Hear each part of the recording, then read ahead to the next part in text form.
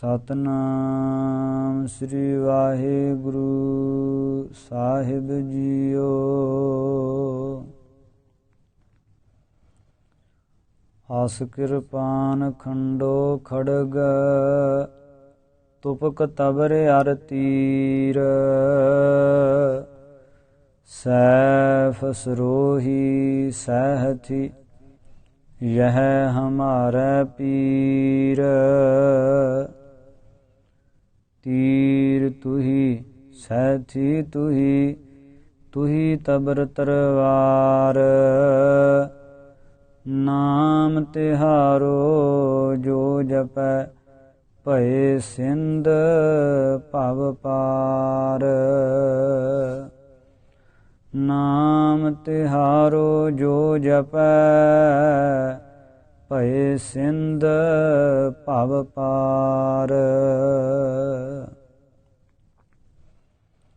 ਪਰਮ ਸਨਮਾਨਯੋਗ ਸਤਿਗੁਰਾਂ ਦੀ ਸਾਜੀ ਅਤੇ ਨਿਵਾਜੀ, ਗੁਰੂ ਪਿਆਰੀ, ਗੁਰੂ ਸਵਾਰੀ, ਗੁਰੂ ਰੂਪ ਖਾਲਸਾ ਸਾਧ ਸੰਗਤ, ਫਤਿਹ ਪ੍ਰਵਾਨ ਕਰਨੀ। ਗੱਜ ਵੱਜ ਕੇ ਬੁਲਾਓ ਫਤਿਹ ਆਖੋ ਵਾਹਿਗੁਰੂ ਜੀ ਕਾ ਖਾਲਸਾ ਵਾਹਿਗੁਰੂ ਜੀ ਕੀ ਫਤਿਹ। ਗੁਰੂ ਰੂਪ ਖਾਲਸਾ ਸਾਧ ਸੰਗਤ,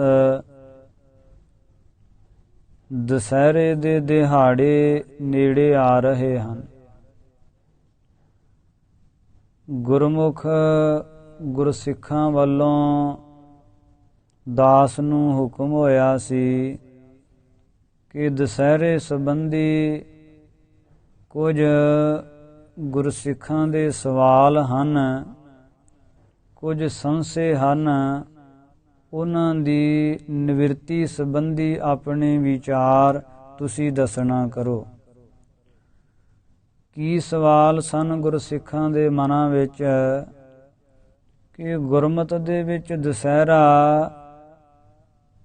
ਕਦੋਂ ਤੋਂ ਮਨਾਇਆ ਜਾਂਦਾ ਹੈ ਅਤੇ ਗੁਰਮਤਿ ਦੇ ਵਿੱਚ ਦੁਸਹਿਰਾ ਕਿਉਂ, ਕਿਸ ਕਾਰਨ ਕਰਕੇ ਮਨਾਇਆ ਜਾਂਦਾ ਹੈ। ਇਸ ਸੰਬੰਧੀ ਆਪ ਸੰਗਤਾਂ ਦੇ ਨਾਲ ਦਾਸ 5-7 ਮਿੰਟ ਵਿਚਾਰਾਂ ਦੀ ਸਾਂਝ ਪਾਵੇਗਾ। ਸੋ ਆਓ ਇਕਾਗਰਤਾ ਸੰਯੁਗਤ ਗੁਰਮਤਿ ਵਿਚਾਰਾਂ ਦੀ ਸਾਂਝ ਪਾਉਂਦੇ ਹਾਂ। ਗੁਰੂ ਰੂਪ ਖਾਲਸਾ ਸਾਧ ਸੰਗਤ, ਸੰਸਾਰ ਦੇ ਵਿੱਚ ਧਰਮ ਦੀ ਆੜ ਲੈ ਕੇ ਬਹੁਤ ਜ਼ਿਆਦਾ ਪਖੰਡ ਪ੍ਰਚਲਿਤ ਹੋ ਚੁੱਕਾ ਹੋਇਆ ਸੀ। ਇਸ ਪਖੰਡਾਂ ਦਾ ਖੰਡਨ ਕਰਨ ਵਾਸਤੇ ਅਤੇ ਨਿਰੋਲ ਧਰਮ ਦੀ ਸਥਾਪਨਾ ਵਾਸਤੇ ਆਪ ਪਰਮ ਈਸ਼ਵਰ ਅਕਾਲ ਪੁਰਖ ਵਾਹਿਗੁਰੂ ਗੁਰੂ ਨਾਨਕ ਸਾਹਿਬ ਜੀ ਸਰੂਪ ਹੋ ਕੇ ਸੰਸਾਰ ਤੇ ਅਵਤਰਿਤ ਹੋਏ। ਆਪ ਨਾਰਾਇਣ ਕਲਾ ਧਾਰ ਜਗ ਮਹਿ ਪਰਵਰਿਓ, ਨਿਰੰਕਾਰ ਆਕਾਰ ਜੋਤ ਜਗ ਮੰਡਲ ਕਰਿਓ।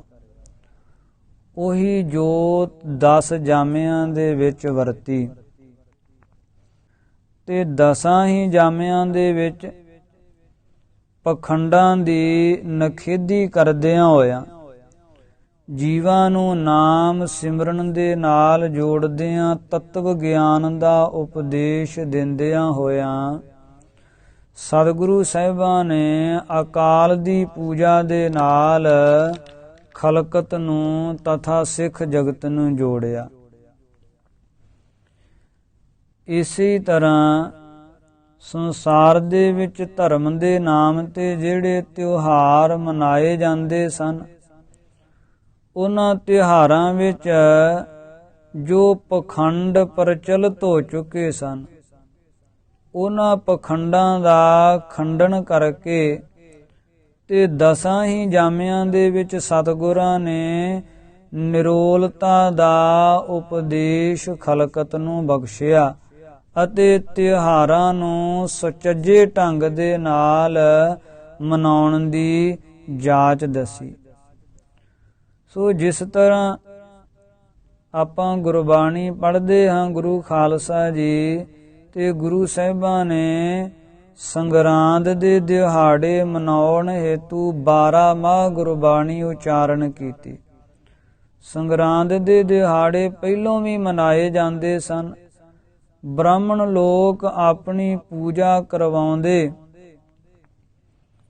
ਅਤੇ ਲੋਕਾਂ ਨੂੰ ਭਰਮਾ ਕੇ ਤੇ ਆਪਣੇ ਨਾਲ ਜੋੜਦੇ ਸਨ। ਗੁਰੂ ਸਾਹਿਬਾਂ ਨੇ ਉਸ ਰੀਤ ਦਾ ਖੰਡਨ ਕਰਦਿਆਂ ਹੋਇਆਂ ਸੰਗਰਾਂਦ ਦੇ ਦਿਹਾੜਿਆਂ ਦੇ ਤਾਈਂ ਮਨਾਉਣ ਦਾ ਸੋਹਣਾ ਤੇ ਸੁਚੱਜਾ ਢੰਗ ਦੱਸਿਆ। ਸ੍ਰੀ ਗੁਰੂ ਨਾਨਕ ਦੇਵ ਪਾਤਸ਼ਾਹ ਜੀ ਨੇ ਤੁਖਾਰੀ ਰਾਗ ਅੰਦਰ 12 ਮਾਹ ਗੁਰਬਾਣੀ ਉਚਾਰਨ ਕਰਕੇ 12 ਹੀ ਮਹੀਨਿਆਂ ਦਾ ਫਲਾਦੇਸ਼ ਉਚਾਰਨ ਕਰਕੇ ਤੇ ਖਲਕਤ ਨੂੰ ਬਖਸ਼ਦਿਆਂ ਹੋਇਆਂ ਸੰਗਰਾਂਦ ਦੇ ਦਿਹਾੜੇ ਤੇ ਵੀ ਅਕਾਲ ਦੀ ਪੂਜਾ ਨਾਲ ਜੋੜਿਆ। ਇਸੇ ਤਰ੍ਹਾਂ ਗੁਰੂ ਖਾਲਸਾ ਜੀ ਜੈਸੇ ਹੋਲੇ ਮਹੱਲਿਆਂ ਦੇ ਦਿਹਾੜੇ, ਹੋਲੀਆਂ ਸੰਸਾਰ ਵਿੱਚ ਮਨਾਈਆਂ ਜਾਂਦੀਆਂ ਸਨ। ਲੋਕੀ ਇੱਕ ਦੂਜੇ ਦੇ ਉੱਤੇ ਗੰਦਗੀ ਸੁੱਟਦੇ ਸਨਗੇ। ਕਲਗੀਧਰ ਪਾਤਸ਼ਾਹ ਸਤਿਗੁਰਾਂ ਨੇ ਉਹ ਪ੍ਰਥਾ ਦਾ ਖੰਡਨ ਕਰਕੇ ਤੇ ਹੋਲਾ ਮਹੱਲਾ ਗੁਰੂ ਖਾਲਸੇ ਨੂੰ ਮਨਾਉਣ ਦਾ ਆਦੇਸ਼ ਦਿੱਤਾ ਤੇ ਗੁਰੂ ਕਾਲ ਤੋਂ ਹੋਲੇ ਮਹੱਲੇ ਮਨਾਏ ਜਾਂਦੇ ਹਨ, ਜਿਨ੍ਹਾਂ ਵਿੱਚ ਗੁਰੂ ਕਾ ਖਾਲਸਾ ਘੋੜ ਦੌੜਾਂ ਕਰਦਾ ਹੈ, ਪੱਟੇਬਾਜ਼ੀ ਦੀ ਵਿਦਿਆ ਦੇ ਜੌਹਰ ਵਿਖਾਉਂਦਾ ਹੈ। ਸੋ ਜਿਸ ਤਰ੍ਹਾਂ ਇਹ ਹੋਰ ਵੀ ਅਨੇਕ ਤਰ੍ਹਾਂ ਦੇ ਤਿਉਹਾਰ ਜਿਨ੍ਹਾਂ ਵਿੱਚੋਂ ਪਖੰਡ ਦਾ ਖੰਡਨ ਕਰਕੇ ਨਿਰੋਲ ਅਕਾਲ ਦੀ ਪੂਜਾ ਦੇ ਨਾਲ ਸਾਡੇ ਸਤਿਗੁਰੂ ਸਾਹਿਬਾਂ ਨੇ ਸਾਨੂੰ ਜੋੜਿਆ, ਉੱਥੇ ਗੁਰੂ ਖਾਲਸਾ ਸਾਧ ਸੰਗਤ ਜੀ ਇਹ ਦੁਸਹਿਰੇ ਦਾ ਤਿਉਹਾਰ ਜਿਹੜਾ ਹੈ ਇਹ ਵੀ ਧੰਨ ਕਲਗੀਧਰ ਪਾਤਸ਼ਾਹ ਸਤਿਗੁਰੂ ਸਾਹਿਬਾਂ ਨੇ ਸਾਨੂੰ ਮਨਾਉਣ ਦੀ ਜਾਚ ਦੱਸਦਿਆਂ ਹੋਇਆਂ ਸ਼ਸਤਰਾਂ ਦਾ ਪ੍ਰਕਾਸ਼ ਕਰਕੇ ਤੇ ਸ਼ਸਤਰ ਪੂਜਾ ਗੁਰਬਾਣੀ ਦੇ ਜਾਪ ਕਰਕੇ ਅਕਾਲ ਦੀ ਪੂਜਾ ਦੇ ਨਾਲ ਜੋੜਿਆ। ਇੱਥੇ ਜਗਿਆਸੂ ਜਨਾਂ ਦਾ ਸਵਾਲ ਆਉਂਦਾ ਹੈ ਕਿ ਇਸ ਵਿੱਚ ਪ੍ਰਮਾਣ ਕੀ ਹੈ ਕਿ ਇਹ ਪ੍ਰਥਾ ਗੁਰੂ ਕਾਲ ਤੋਂ ਚਲੀ ਆਉਂਦੀ ਹੈ। ਸਾਧ ਸੰਗਤ, ਜੋ ਗੁਰ ਇਤਿਹਾਸ ਦੇ ਗ੍ਰੰਥ ਹਨ, ਜੈਸੇ ਗੁਰਬਿਲਾਸ ਪਾਤਸ਼ਾਹੀ 10ਵੀਂ, ਉਹਦੇ ਵਿੱਚ ਇਸ ਦੁਸਹਿਰੇ ਦੇ ਦਿਹਾੜਿਆਂ ਸੰਬੰਧੀ ਇਸ ਤਰ੍ਹਾਂ ਅੰਕਿਤ ਹੈ ਕਿ ਆਜ ਨਰਾਤਾ ਆਦ ਨਿਹਾਰੋ, ਪੂਜ ਕਰੋ ਸਭ ਸ਼ਸਤਰ ਨਿਕਾਰੋ। ਸਤਿਗੁਰੂ ਪਾਤਸ਼ਾਹ ਖਾਲਸੇ ਨੂੰ ਕਹਿੰਦੇ ਹਨ, ਗੁਰੂ ਖਾਲਸਾ ਜੀ ਅੱਜ ਜਿਹੜੇ ਸਰਾਧ ਸਮਾਪਤ ਹੋਏ ਐ ਤੇ ਨਰਾਤਰਿਆਂ ਦੇ ਦਿਨ ਆਏ ਐ ਤੇ ਨਰਾਤਰੇ ਦਾ ਪਹਿਲਾ ਦਿਨ ਹੈ, ਸ਼ਸਤਰ ਖਜ਼ਾਨੇ ਚੋਂ ਬਾਹਰ ਕੱਢ ਕੇ ਤੇ ਉਹਨਾਂ ਦੀ ਪੂਜਾ ਕਰੋ। ਇਸੇ ਤਰ੍ਹਾਂ ਸ੍ਰੀ ਗੁਰਪ੍ਰਤਾਪ ਸੂਰਜ ਗ੍ਰੰਥ ਦੇ ਵਿੱਚ ਇਸ ਤਰ੍ਹਾਂ ਕਵੀ ਸੰਤੋਖ ਸਿੰਘ ਜੀ ਲਿਖਦੇ ਹਨ, ਕਹਿੰਦੇ ਪਾਵਸ ਬੀਤੀ ਆਨੰਦ ਸੋ ਸਰਦ ਪ੍ਰਬਿਰਤੀ ਆਏ, ਪਿਤਰਨ ਪਛ ਤੇ ਨੌਰਤੇ ਚੰਡੀ ਜਗਤ ਮਨਾਏ। ਜਦੋਂ ਵਰਖਾ ਦੀ ਰੁੱਤ ਲੰਘਦੀ ਹੈ ਨਾ ਗੁਰੂ ਖਾਲਸਾ ਜੀ, ਤੇ ਵਰਖਾ ਦੇ ਵਿੱਚ ਬੜੀ ਸਲਾਬ ਚੜ ਜਾਂਦੀ ਹੈ, ਕਿਉਂਕਿ ਪਵਨ ਦੇ ਵਿੱਚ ਨਮੀ ਹੁੰਦੀ ਹੈ, ਸ਼ਸਤਰਾਂ ਨੂੰ ਵੀ ਜੰਗ ਲੱਗ ਜਾਂਦਾ ਹੈ। ਤਾਂ ਪਾਵਸ ਰੁੱਤ ਬਤੀਤ ਹੋਣ ਮਗਰੋਂ ਜਦੋਂ ਸਰਦ ਰੁੱਤ ਦੀ ਆਰੰਭਤਾ ਹੋਈ ਹੈ, ਤਾਂ ਜਿਹੜੇ ਸ਼ਰਾਧ ਸਮਾਪਤ ਹੋਏ ਤਾਂ ਨਰਾਤਰਿਆਂ ਦੀ ਆਰੰਭਤਾ ਹੋਈ। ਸਤਿਗੁਰੂ ਸਾਹਿਬਾਂ ਨੇ ਆਪਣੇ ਖਾਲਸੇ ਨੂੰ ਉਸ ਵਕਤ ਕੀ ਹੁਕਮ ਦਿੱਤਾ ਹੈ, ਇਸ ਤਰ੍ਹਾਂ ਲਿਖਦੇ ਹੈ ਲਲਿਤ ਪਦ ਛੰਦ, ਹੁਕਮ ਕੀਨ ਸ੍ਰੀ ਸਤਿਗੁਰ ਪੂਰੇ, ਸ਼ਸਤਰ ਨਿਕਾਸੋ ਸਾਰੇ। ਪਾਤਸ਼ਾਹ ਨੇ ਹੁਕਮ ਕੀਤਾ, ਗੁਰੂ ਖਾਲਸਾ ਜੀ ਸਾਰੇ ਸ਼ਸਤਰ ਬਾਹਰ ਕੱਢੋ। ਮੈਲ ਨਿਵਰਤਹਿ ਮਾਰ ਵਾਰੀਏ, ਪੂਜਹਿ ਬਹੁਰ ਸੁਧਾਰੇ। ਪਹਿਲੋਂ ਸ਼ਸਤਰਾਂ ਦੀ ਜਿਹੜੀ ਮੈਲ ਹੈ ਲੱਗਾ ਹੋਇਆ ਜੰਗ ਹੈ, ਉਹ ਮਾਰਵਾੜੀਏ ਸ਼ਿਗਲੀਗਰ ਜਿਹੜੇ ਹੈ ਉਹਨਾਂ ਦੀ ਸਾਫ਼ ਸਫਾਈ ਕਰਨ ਤੇ ਫਿਰ ਸ਼ਸਤਰਾਂ ਦੀ ਪੂਜਾ ਕਰੋ। ਖਾਸ ਖਜ਼ਾਨੇ ਲੱਗੇ ਨਿਕਾਸਨ, ਜਾਤੀ ਖੜਗਨ ਨਨ, ਤੇਗੇ ਆਜਤ ਖੜਗ ਧਾਰੇ, ਤੋਮਰ ਸੈਫ ਕਿਰਪਾਨਾ। ਇਹ ਖਾਸ ਜਾਤੀ ਦੇ ਅਨੇਕ ਸ਼ਸਤਰ ਖਜ਼ਾਨੇ ਵਿੱਚੋਂ ਕੱਢੇ ਗਏ। ਚੌੜੇ ਤੇਗੇ, ਤਲਵਾਰਾਂ, 2 ਧਾਰੇ, ਖੰਡੇ, ਬਰਸ਼ੇ, ਸਰੋਈਆਂ, ਸੈਫਾਂ, ਕਿਰਪਾਨਾਂ ਆਦਿ ਸ਼ਸਤਰ ਕੱਢੇ ਗਏ। ਉਹਨਾਂ ਦੀ ਸਾਫ਼ ਸਫਾਈ ਕੀਤੀ ਗਈ, ਮਾਂਜੇ ਗਏ। ਤਾਂ ਉਪਰੰਤ ਉੱਚੇ ਥਲ ਟਿਕਾਏ, ਸਭ ਆਜੁਦ ਪੂਜਾ ਸੌਜ ਮੰਗਾਈ। ਉੱਚੇ ਸਥਲ ਤੇ ਉੱਚੇ ਪਲੰਗ ਦੇ ਉੱਪਰ ਸ਼ਸਤਰ ਸਜਾ ਕੇ ਤੇ ਪੂਜਾ ਦੀ ਸਮੱਗਰੀ ਮੰਗਾਈ ਗਈ। ਲੱਗੇ ਨਰਾਤੇ ਸਗਰੇ ਪੂਜਨ, ਚੰਡ ਕਾਲ ਕਾ ਮਾਈ। ਸੋ ਸਤਿਗੁਰੂ ਸਾਹਿਬਾਂ ਨੇ ਆਪਣੀ ਰਸਨਾ ਤੋਂ ਜੋ ਬੀਰ ਰਸੀ ਗੁਰਬਾਣੀ ਉਚਾਰਨ ਕੀਤੀ ਸੀ, ਜੈਸੇ ਚੰਡੀ ਦੀ ਵਾਰ, ਚੰਡੀ ਚਰਿੱਤਰ, ਸ਼ਸਤਰ ਮਾਲਾ ਆਦਿ ਜਿਹੜੀਆਂ ਗੁਰਬਾਣੀਆਂ, ਇਹਨਾਂ ਦੇ ਜਾਪ ਗੁਰੂ ਖਾਲਸੇ ਦੇ ਮੁਖੋਂ ਕਰਵਾਏ। ਚੰਡ ਚਰਿੱਤਰ ਪਾਠ ਨਿਤ ਹੋਵੈ, ਸਹਿਸ ਕ੍ਰਿਤ ਅਰ ਭਾਖਾ, ਧੂਪ ਦੀਪ ਚੰਦਨ ਕਉ ਚਰਚਾ ਹੈ, ਫੂਲ ਮਾਲ ਬਹੁ ਰਾਖਾ। ਚਮਰ ਫੇਰ ਕੇਤਕ ਚਿਰ ਸ੍ਰੀ ਪ੍ਰਭ, ਪੂਜਾ ਪਾਠ ਕਰੰਤੇ, ਕਰੈ ਸਤੁਤ ਜਿਹ ਜੋਤ ਬਿਦਤ, ਜਗ ਨਾਮ ਅਦਕ ਸਿਮਰੰਤੇ। ਸ਼ਸਤਰਾਂ ਦੇ ਪ੍ਰਕਾਸ਼ ਹੁੰਦੇ ਮੇਰੇ ਕਲਗੀਆਂ ਵਾਲੇ ਪਾਤਸ਼ਾਹ ਆਪ ਸ਼ਸਤਰਾਂ ਤੇ ਚੌਰ ਕਰਦੇ ਤੇ ਗੁਰੂ ਕਾ ਖਾਲਸਾ ਸਤਿਗੁਰਾਂ ਦੀ ਸ੍ਰੀ ਮੁਖ ਵਾਕ ਗੁਰਬਾਣੀ ਦਸਮ ਗੁਰੂ ਗ੍ਰੰਥ ਸਾਹਿਬ ਜੀ ਦੇ ਵਿੱਚੋਂ ਬੀਰ ਰਸੀ ਗੁਰਬਾਣੀ ਦੇ ਜਾਪ ਕਰਦਾ। ਸੋ ਸਾਧ ਸੰਗਤ, ਇਸ ਤਰ੍ਹਾਂ 9 ਰਾਤੇ 9 ਦਿਨ ਸ਼ਸਤਰਾਂ ਦੀ ਪੂਜਾ ਹੁੰਦੀ ਤੇ ਦੁਸਹਿਰੇ ਵਾਲੇ ਦਿਨ ਫਿਰ ਭੋਗ ਪਾਏ ਜਾਂਦੇ ਗੁਰਬਾਣੀਆਂ ਦੇ। ਇਸੀ ਪ੍ਰਕਾਰ ਨੌਰਤੇ ਪਰ ਪੂਜਤੇ, ਸੋ ਆਜ ਧਾਨ ਚੰਦਨਾਦ, ਫੂਲ ਮਾਲ ਧੂਪ ਕੋ ਜਗਾਵਤੇ। ਉਤੰਗ ਸੰਖ ਪੂਰਤੇ, ਸੋ ਮੰਗਲੰ ਪ੍ਰੰਭਤੇ, ਵਿਸਾਲ ਸੌਜ ਹੋਮਤੇ, ਸੋ ਧੂਮ ਕੋ ਉਠਾਵਤੇ। ਨਮੋ ਨਮੋ ਪਨੰਤ ਹੈ, ਸੋ ਬ੍ਰਹਮ ਕੌਚ ਪਾਠ ਕੋ, ਪਠੰਤ ਹੈ ਸੋ ਨੰਤ ਕੋਈ, ਜੈ ਵਿਜੈ ਸੋ ਗਾਵਤੋ। ਉਹ ਸ਼ਾਹ ਮੋਦ ਕੀਨਿਓ, ਪ੍ਰਸਾਦ ਬੰਟ ਦੀਨਿਓ, ਸਮੂਹ ਪਾਨ ਲੀਨਿਓ, ਸੋ ਖਾਏ ਚੀਤ ਭਾਵਤੇ। ਦਸਹਿਰੇ ਕੇ ਦਿਵਸ ਮੈਂ ਤਿਹਾਵਲਾ ਵਿਸਾਲ ਕੀਨ, ਦਸਹਿਰਾ ਕੇ ਦਿਵਸ ਮੈਂ ਤਿਹਾਵਲਾ ਵਿਸਾਲ ਕੀਨ। ਨੌਮ ਪਾਤਸ਼ਾਹ ਕੇ ਸਥਾਨ ਅਗਰ ਜਾਏ ਕੈ, ਬਿਨੈ ਬਖਾਨ ਹਾਥ ਜੋਰ, ਬੰਦਨਾ ਸੋ ਕੀਨਿਓ, ਪ੍ਰਦਰਸ਼ਨਾ ਸੋ ਦੀਨ, ਪ੍ਰਸਾਦ ਕੋ ਵਰਤਾਏ ਕੈ। ਇਉਂ ਦੁਸਹਿਰੇ ਵਾਲੇ ਦਿਨ ਸਾਧ ਸੰਗਤ ਗੁਰਬਾਣੀਆਂ ਦੇ ਜੋ ਜਾਪ ਪ੍ਰਵਾਹ ਚੱਲ ਰਹੇ ਹੁੰਦੇ, ਉਹਨਾਂ ਦੇ ਭੋਗ ਪਾਏ ਜਾਂਦੇ ਅਤੇ ਕੜਾਹ ਪ੍ਰਸ਼ਾਦ ਦੀਆਂ ਦੇਗਾਂ ਇਸੇ ਪ੍ਰਕਾਰ ਸ਼੍ਰੀ ਫਲ ਫਰੂਟ ਆਦ ਨਈ ਵੇਦ ਸਮਗਰੀਆਂ ਆਦ ਵਰਤਾਈਆਂ ਜਾਂਦੀਆਂ। ਸੋ ਇਸ ਤਰ੍ਹਾਂ ਕਲਗੀਧਰ ਪਾਤਸ਼ਾਹ ਸਤਿਗੁਰੂ ਸਾਹਿਬਾਂ ਦੇ ਕਾਲ ਤੋਂ ਹੀ ਇਹ ਦੁਸਹਿਰੇ ਦੇ ਦਿਹਾੜਿਆਂ ਨੂੰ ਸ਼ਸਤਰਾਂ ਦੀ ਪੂਜਾ ਕਰਦਿਆਂ, ਸ਼ਸਤਰ ਪੂਜਾ ਗੁਰਬਾਣੀ ਦੇ ਜਾਪਾਂ ਦੇ ਪਾਠ ਕਰਨ ਦੀ ਸਤਿਗੁਰੂ ਸਾਹਿਬਾਂ ਵੱਲੋਂ ਆਗਿਆ ਗੁਰੂ ਖਾਲਸੇ ਨੂੰ ਪ੍ਰਾਪਤ ਹੋਈ ਤੇ ਗੁਰੂ ਕਾ ਖਾਲਸਾ ਦੁਸਹਿਰੇ ਦੇ ਦਿਹਾੜੇ ਮਨਾਉਂਦਾ ਰਿਹਾ। 1699 ਵਾਲੀ ਵਿਸਾਖੀ ਤੋਂ ਮਗਰੋਂ ਜਦੋਂ ਤੋਂ ਖਾਲਸੇ ਪੰਥ ਦੀ ਸਿਰਜਣਾ ਹੋਈ, ਉਸ ਤੋਂ ਬਾਅਦ ਵਿੱਚ ਗੁਰੂ ਸਾਹਿਬਾਂ ਨੇ ਇਸ ਤਰ੍ਹਾਂ ਦੁਸਹਿਰੇ ਦੇ ਦਿਹਾੜਿਆਂ ਨੂੰ ਮਨਾਉਣ ਦਾ ਖਾਲਸੇ ਨੂੰ ਉਪਦੇਸ਼ ਵੀ ਦਿੱਤਾ ਤੇ ਢੰਗ ਵੀ ਦੱਸਿਆ ਤੇ ਅਕਾਲ ਦੀ ਪੂਜਾ ਦੇ ਨਾਲ ਜੋੜਿਆ। ਇੱਥੇ ਕਈ ਦਫਾ ਕਈ ਸਿੱਖਾਂ ਦੇ ਮਨ ਵਿੱਚ ਵਿਚਾਰ ਆਉਂਦਾ ਹੈ ਕਿ ਸ਼ਸਤਰਾਂ ਦੀ ਪੂਜਾ ਗੁਰੂ ਸਾਹਿਬਾਂ ਨੇ ਕਿਸ ਵਾਸਤੇ ਕਹੀ। ਤਾਂ ਗੁਰੂ ਖਾਲਸਾ ਜੀ, ਸ਼ਸਤਰ ਕੋਈ ਆਮ ਲੋਹਾ ਨਹੀਂ ਹੈ, ਸ਼ਸਤਰ ਸਾਡੇ ਪੀਰ ਹਨ। ਕਲਗੀਆਂ ਵਾਲੇ ਪਾਤਸ਼ਾਹ ਸ਼ਸਤਰ ਨਾਮਮਾਲਾ ਗੁਰਬਾਣੀ ਵਿੱਚ ਲਿਖਦੇ ਹਨ।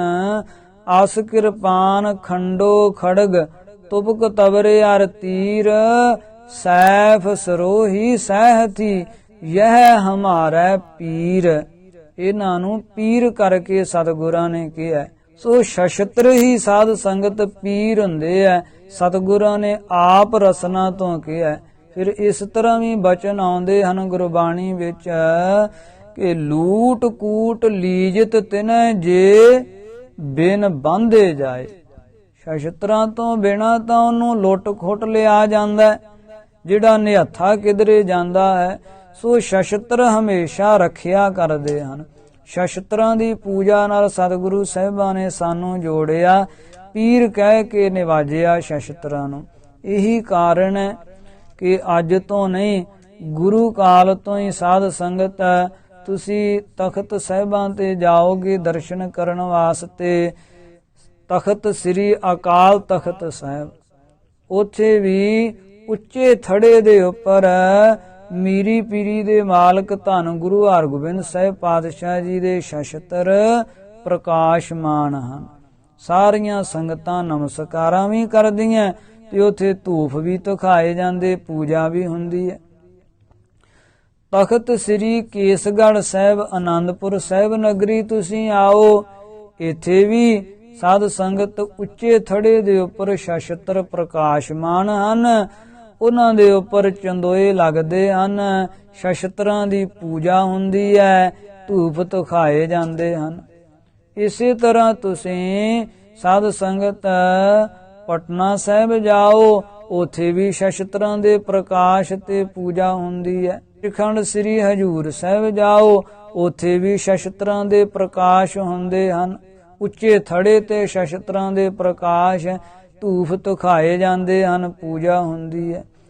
ਸੋ ਜਿੱਥੇ ਸਾਧ ਸੰਗਤ ਤਖਤਾਂ ਦੇ ਉੱਪਰ ਸ਼ਸਤਰ ਸੁਸ਼ੋਭਿਤ ਹਨ, ਤੇ ਪੰਜਵਾਂ ਤਖਤ ਸ਼੍ਰੋਮਣੀ ਪੰਥ ਅਕਾਲੀ ਬੁੱਢਾ ਦਲ 96 ਕਰੋੜੀ ਚੱਲਦਾ ਵਹੀਰ, ਉੱਥੇ ਵੀ ਪੰਜਵੇਂ ਤਖਤ ਤੇ ਵੀ ਸ਼ਸਤਰਾਂ ਦੇ ਜਿਹੜੇ ਹੈ ਉਹ ਪ੍ਰਕਾਸ਼ ਸੁਸ਼ੋਭਿਤ ਹਨ। ਤੇ ਦਲਾਂ ਪੰਥਾਂ ਵਿੱਚ ਜਿੱਥੇ ਵੀ ਗੁਰੂ ਕਾ ਪੰਥ ਜਾਂਦਾ ਹੈ, ਸ਼ਸਤਰਾਂ ਦੇ ਪ੍ਰਕਾਸ਼ ਕੀਤੇ ਜਾਂਦੇ ਹਨ ਤੇ ਧੂਫ ਧੁਖਾਏ ਜਾਂਦੇ, ਪੂਜਾ ਹੁੰਦੀ ਹੈ। ਤੇ ਦੁਸਹਿਰੇ ਵਾਲੇ ਦਿਨ ਵਿਸ਼ੇਸ਼ ਕਰਕੇ ਸ਼ਸਤਰ ਪੂਜਾ, ਗੁਰਬਾਣੀ ਦੇ ਜਾਪ ਸਾਰੇ ਧਾਰਮਿਕ ਅਸਥਾਨਾਂ ਤੇ ਪੂਰਵ ਕਾਲ ਸਮੇਂ ਇਹ ਕੀਤੇ ਜਾਂਦੇ ਰਹੇ ਹੈ। ਵਿਸ਼ੇਸ਼ ਕਰਕੇ ਸਾਰੇ ਤਖਤ ਸਾਹਿਬਾਨਾਂ ਤੇ ਇਹ ਸ਼ਸਤਰ ਪੂਜਾ, ਗੁਰਬਾਣੀ ਦੇ ਜਾਪ ਹੁੰਦੇ ਰਹੇ ਹੈ। ਸੋ ਜਦਿਅਪੀ ਹੋਰ ਅਸਥਾਨਾਂ ਤੇ ਸ੍ਰੀ ਅਕਾਲ ਤਖਤ ਸਾਹਿਬ, ਤਖਤ ਸ੍ਰੀ ਕੇਸਗੜ੍ਹ ਸਾਹਿਬ ਜਾਂ अन्य ਅਸਥਾਨਾਂ ਤੇ ਇਹ ਸ਼ਸਤਰ ਪੂਜਾ, ਗੁਰਬਾਣੀ ਦੇ ਜਾਪ ਦੁਸਹਿਰਿਆਂ ਤੇ ਵਿਸ਼ੇਸ਼ ਰੂਪ ਦੇ ਵਿੱਚ ਜੋ ਹੁੰਦੇ ਰਹੇ ਸਨ, ਉਹ ਅੱਜ ਨਹੀਂ ਹੁੰਦੇ। ਪਰ ਸਾਧ ਸੰਗਤ ਤਖਤ ਸੱਚਖੰਡ ਸ੍ਰੀ ਹਜੂਰ ਸਾਹਿਬ ਅਬਚਲ ਨਗਰ ਨੰਦੇੜ ਅੱਜ ਵੀ ਗੁਰੂ ਕਾ ਖਾਲਸਾ ਗੁਰਾਂ ਦੀ ਚਲਾਈ ਮਰਜ਼ਾਦਾ ਅਨੁਸਾਰ ਦੁਸਹਿਰਿਆਂ ਤੇ ਸ਼ਸਤਰ ਪੂਜਾ ਹੁੰਦੀ ਹੈ, ਗੁਰਬਾਣੀਆਂ ਦੇ ਜਾਪ ਹੁੰਦੇ ਹਨ। ਹੋਰ ਥਾਂ ਪਰ ਥਾਂ ਤੇ ਗੁਰੂ ਕਾ ਖਾਲਸਾ ਸ਼ਸਤਰ ਪੂਜਾ ਕਰਦਾ ਹੈ। ਜੈਸੇ ਚਮਕੌਰ ਸਾਹਿਬ ਸ਼੍ਰੋਮਣੀ ਪੰਥ ਅਕਾਲੀ ਬੁੱਢਾ ਦਲ ਵੱਲੋਂ ਵੀ ਉੱਥੇ ਸ਼ਸਤਰ ਪੂਜਾ, ਗੁਰਬਾਣੀ ਦੇ ਜਾਪ ਕੀਤੇ ਜਾਂਦੇ ਹਨ। ਇਸੇ ਤਰ੍ਹਾਂ ਪੰਥ ਅਕਾਲੀ ਤਰਨਾ ਦਲ ਸ੍ਰੀ ਮਿਸਲ ਸ਼ਹੀਦਾਂ ਬਾਬਾ ਬਕਾਲਾ ਸਾਹਿਬ, ਇਹ ਦਲ ਪੰਥ ਵੱਲੋਂ ਵੀ, ਤਰਨੇ ਦਲ ਵੱਲੋਂ ਵੀ ਸਾਧ ਸੰਗਤ ਬਾਬਾ ਨੌਦ ਸਿੰਘ ਜੀ ਦੇ ਸਥਾਨ ਤੇ ਉੱਥੇ ਵੀ ਸ਼ਸਤਰਾਂ ਦੇ ਪ੍ਰਕਾਸ਼ ਕਰਕੇ ਸ਼ਸਤਰ ਪੂਜਾ, ਗੁਰਬਾਣੀ ਦੇ ਜਾਪ ਕੀਤੇ ਜਾਂਦੇ ਹਨ। ਇਉਂ ਹੋਰ ਬੇਅੰਤ ਥਾਂ ਪਰ ਥਾਂ ਗੁਰੂ ਕਾ ਖਾਲਸਾ ਜਿੱਥੇ ਕਿਥੇ ਵੀ ਹੈ, ਸ਼ਸਤਰ ਪੂਜਾ, ਗੁਰਬਾਣੀ ਦੇ ਜਾਪ ਜਿਹੜੇ ਹੈ ਉੱਥੇ ਹੀ ਕਰਦਾ। ਇਸੇ ਤਰ੍ਹਾਂ ਸਾਧ ਸੰਗਤ ਇਹ ਜਿਹੜਾ ਅਸਥਾਨ ਹੈ ਗੁਰਦੁਆਰਾ ਸ਼ਹੀਦੀ ਬਾਗ, ਇੱਥੇ ਵੀ ਸ਼ਹੀਦਾਂ ਦੇ ਅੰਗੀਠਾ ਸਾਹਿਬ ਵਿਖੇ ਹਰ ਸਾਲ ਪਾਵਨ ਸ਼ਸਤਰਾਂ ਦੇ ਪ੍ਰਕਾਸ਼ ਕਰਕੇ ਤੇ ਸ਼ਸਤਰ ਪੂਜਾ, ਗੁਰਬਾਣੀ ਦੇ ਜਾਪ ਜਿਹੜੇ ਹੈ ਉਹ ਗੁਰੂ ਸਾਹਿਬਾਂ ਦੀ ਚਲਾਈ ਮਰਜ਼ਾਦਾ ਅਨੁਸਾਰ ਉਸੇ ਤਰ੍ਹਾਂ ਚਲੇ ਆ ਰਹੇ ਹਨ। ਪਹਿਲੇ ਨਰਾਤਰੇ ਤੋਂ ਪਾਠ ਆਰੰਭ ਹੁੰਦੇ ਹਨ ਤੇ ਪਹਿਲੇ ਨਰਾਤਰੇ ਦੇ ਪਿਛਲੇ ਪਹਿਰ ਦੁਪਹਿਰ 12 ਵਜੇ ਤੋਂ ਬਾਅਦ ਜਾਪ ਆਰੰਭ ਹੋਣੇ ਹੈ। ਰੋਜ਼ ਹੀ ਜਿਹੜੇ ਹੈ ਉਹ 9 ਨਰਾਤਰੇ, ਪਹਿਲੇ 9 ਨਰਾਤਰੇ ਪਿਛਲੇ ਪਹਿਰ ਜਾਪ ਚੱਲਦੇ ਹਨ ਤੇ 10ਵੇਂ ਦੁਸਹਿਰੇ ਵਾਲੇ ਦਿਨ ਫਿਰ ਅੰਮ੍ਰਿਤ ਵੇਲੇ ਜਾਪ ਆਰੰਭ ਹੋ ਕੇ ਤੇ ਭੋਗ ਪਾਏ ਜਾਂਦੇ ਹਨ। ਸਤਿਗੁਰੂ ਸਾਹਿਬਾਂ ਦੀ ਰਹਿਮਤ ਦਾ ਸਦਕਾ ਥਾਂ ਪਰ ਥਾਂ ਤੇ ਜਿਵੇਂ ਗੁਰੂ ਕਾ ਖਾਲਸਾ ਦੁਸਹਿਰੇ ਦੇ ਦਿਹਾੜੇ ਮਨਾਉਂਦਾ ਹੈ, ਉਸੇ ਹੀ ਤਰ੍ਹਾਂ ਇੱਥੇ ਸ੍ਰੀ ਅਨੰਦਪੁਰ ਸਾਹਿਬ ਨਗਰੀ ਗੁਰਦੁਆਰਾ ਸ਼ਹੀਦੀ ਬਾਗ ਵਿਖੇ ਵੀ ਸਮੂਹ ਜਥੇ ਦੇ ਸਿੰਘਾਂ ਵੱਲੋਂ ਸਤਿਗੁਰੂ ਸਾਹਿਬਾਂ ਦੀ ਕਿਰਪਾ ਦਾ ਸਦਕਾ ਇਹ ਦੁਸਹਿਰੇ ਦੇ ਦਿਹਾੜੇ ਮਨਾਏ ਜਾਂਦੇ ਹਨ। ਬੇਅੰਤ ਸਿੱਖ ਸੰਗਤਾਂ ਜੋ ਹਾਜ਼ਰੀ ਵੀ ਭਰਦੀਆਂ ਹਨ ਤੇ ਲਾਹਾ ਪ੍ਰਾਪਤ ਕਰਦੀਆਂ ਹਨ। ਜਿੱਥੇ ਹਾਜ਼ਰ ਹੋ ਕੇ ਵੀ ਸੰਗਤਾਂ ਲਾਹਾ ਪ੍ਰਾਪਤ ਕਰਦੀਆਂ, ਉੱਥੇ ਸਾਧ ਸੰਗਤ ਇਹ ਜਿਹੜਾ ਦੁਸਹਿਰੇ ਦਾ ਸਮਾਗਮ ਹੈ ਇਹ ਇਸੇ ਚੈਨਲ ਦੇ ਉੱਤੇ ਲਾਈਵ ਟੈਲੀਕਾਸਟ ਵੀ ਕੀਤਾ ਜਾਵੇਗਾ। ਰੋਜ਼ ਦੀ ਰੋਜ਼ ਥੋੜਾ ਸਮਾਂ ਲਾਈਵ ਕੀਤਾ ਜਾਵੇਗਾ ਤੇ ਫਿਰ ਦੁਸਹਿਰੇ ਵਾਲੇ ਦਿਨ ਸਾਰਾ ਹੀ ਜਿਹੜਾ ਪ੍ਰੋਗਰਾਮ ਹੈ ਉਹ ਸਾਰਾ ਹੀ ਸਮਾਗਮ ਲਾਈਵ ਹੋਵੇਗਾ। ਸਮੂਹ ਸਰੋਤੇਗਣ ਸਰਵਣ ਕਰ ਲਾਹਾ ਪ੍ਰਾਪਤ ਕਰਨ। ਇਤਨੀਆਂ ਬੇਨਤੀਆਂ ਪ੍ਰਵਾਨ ਕਰਨੀਆਂ, ਬੋਲਦਿਆਂ ਵਿਚਾਰਾਂ ਸਾਂਝੀਆਂ ਕਰਦਿਆਂ ਇੱਕ ਨਹੀਂ ਅਨੇਕ ਪ੍ਰਕਾਰ ਦੀਆਂ ਦਾਸ ਕੋਲੋਂ ਗਲਤੀਆਂ ਭੁੱਲਾਂ ਹੋ ਗਈਆਂ। ਸਾਧ ਸੰਗਤ ਬਖਸ਼ਣਯੋਗ ਹੈ, ਕਿਰਪਾ ਕਰਕੇ ਬਖਸ਼ ਲੈਣਾ। ਸੋ ਆਓ ਹੁਣ ਫਤਿਹ ਬੁਲਾਈਏ, ਗੱਜ ਵੱਜ ਕੇ ਆਖੋ ਵਾਹਿਗੁਰੂ ਜੀ ਕਾ ਖਾਲਸਾ, ਵਾਹਿਗੁਰੂ ਜੀ ਕੀ ਫਤਿਹ।